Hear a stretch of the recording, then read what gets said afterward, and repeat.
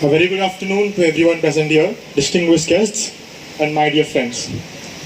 I am Jai Shah from College of Engineering, Education Research, Nasik, and I firmly believe that this year's presidency of G20 will take a step closer of India of becoming a super global power.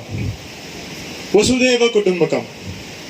Well, this literally means the world is a one family. No one, absolutely no one is differentiated on whatsoever basis. Well, I remember reading a book called India's Secularism. And it stated that during a few years back, few centuries back actually, Europe was facing a renaissance. So what happened during that time was people were literally fighting amongst each other. A massacre had happened. Well, people were literally killing each other on a very simple basis. And the basis was religion. And hence they had to introduce a concept of secularism, just to dissolve the disputes and to bring back people back to normal to life and to live a normal life. Well, here in the case of India, the case is completely opposite. I think that we believe in the philosophy of Vasudhaiva Kutumbakam, which means we accept everyone, people from all caste, creed, religion, everyone. We welcome them with an open heart, with wide open arms. India is about acceptance. And well, this is what is the theme of this year's G20 summit. Vasudhaiva Kutumbakam.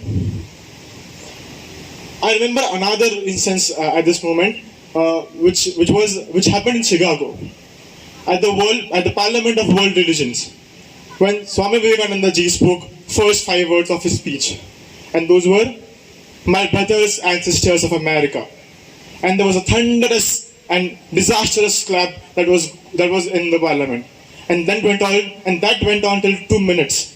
Nobody sat down after that speech. Well, what was the core of that speech? What was the main motto? What was the core of what he spoke? Brothers and sisters. Well, I believe that this is what India represents. Over there, Swami Vivekananda didn't speak on his personal behalf, but he spoke for India. That is what India represents. The warmth, the acceptance, the feeling of getting, connecting to the people. This is what India stands for. And I think this is a very crucial time at which G20, at which India has got the presidency of G20. Just imagine if we, India, is having such a great ideology of having connect to the people, caring about people. This is what sets example for the people around the world, isn't it? This is what we show the world, that yes, we accept everyone from every caste, every creed, every religion. There is no differentiation, no matter what. Recently, there was a G20 meet that was conducted in Udaipur. There, the chefs from different countries had visited for the meet, and the one thing that they saw in that meet was that they got the opportunity to look at India's various culture forms, various artistic forms, food cuisines, everything. And they got introduced to the concept of UPI. And they got so amazed by the idea of UPI. They got amazed by the idea of, by such a simple click, they can make payments. Well, this is unique, right? And this is only born in India. This is an idea which has been set up in India. And I'm very proud to share this, that government of India has signed 13 MOUs with different countries across the world, so that they can also use UPI. Namely, Singapore, UAE, Saudi Arabia. People developed countries like this are adapting to the idea of UPI in their system of economy. Isn't this a great thing? I mean, just imagine people are following India's footsteps. And this is why I am telling that yes, India is getting closer to become a global superpower.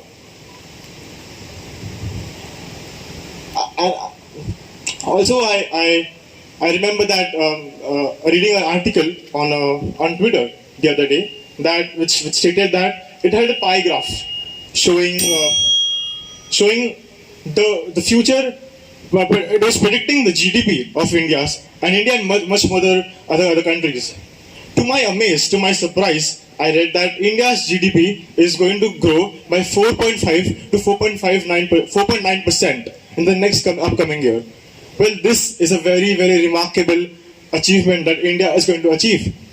Given that USA, a very developed, or we have a we have an image of US that it is settled, it is already developed, but yet it is. But then the prediction says by IMF, it says that it's going to go again down. It's going to go in recession. But then, well, again, India is having an upper hand in case of GDP as well. What I mean to say here is that if India is having a presidency at G20, it has a great platform to portray its ideologies to the world. To have such policies that we are having, because we must be doing something correct in order to gain such a high GDP, isn't it? Because without doing anything, I don't think GDP will grow. There are multiple startups that are supported by our own government.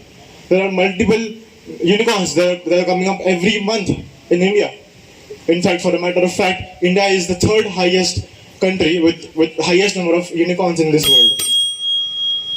With this, I would like to end by saying that India is surely on a way ahead to get the global superpower by achieving all of this, and we are definitely going to set a bar during our presidency. Thank you so much.